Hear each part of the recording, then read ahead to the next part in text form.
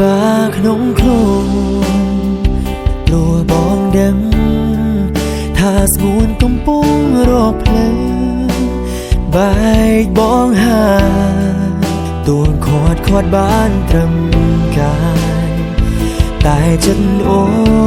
នហងឆ្ងាយគ្មានថ្ងៃត្រឡប់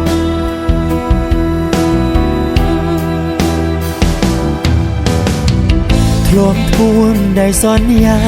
ថានឹងតស៊ូជាមួយគ្នា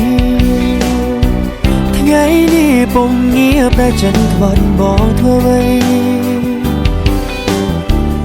ហេតុផលដែលអូនប្រាប់ព្រោះតែបងនេះវាក្រក្រៃគ្មាននៅសល់អ្វីទើបថ្លៃអូនទ្រាំតទៀនមិនបានមួយម៉ាត់ចុងក្រោយមុនអូនចាចេញទៅអូនថាស្មោះស៊ីមិនបានអ្វីក៏គ្មានតែប្រាណក្នុងចាននៅសល់តែពងទាគេមានគ្រប់យ៉ាងគេតាមចិត្តពុំងារក៏សូមឲ្យអូនជួបក្តីសុខក្រុមវេលាសុំតែយ៉ាងហាមទឹកភ្នែកនឹងពងទាជួបគ្នាជាតិក្រោយក៏បាន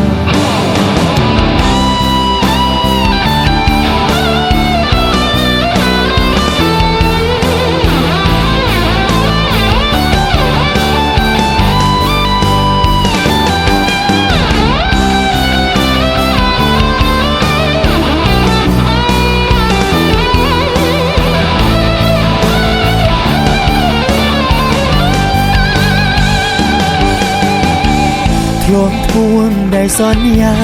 ថានឹងតស៊ូជាមួយគ្នាថ្ងៃនេះពុំងារប្រចិនក្បត់បងធ្វើអ្វី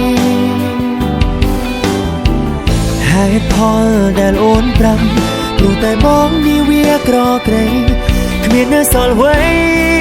ទើបថ្លៃអូនទ្រាំតទៀនមិនបាន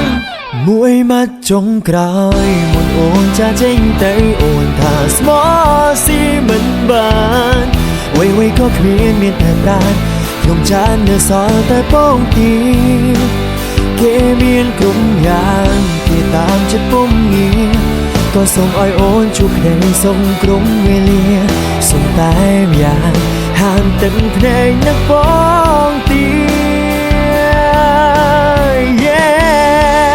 មួយម៉ាត់ចុងក្រោយមុនអូនចាចេញទៅអូនថាស្មោះស៊ី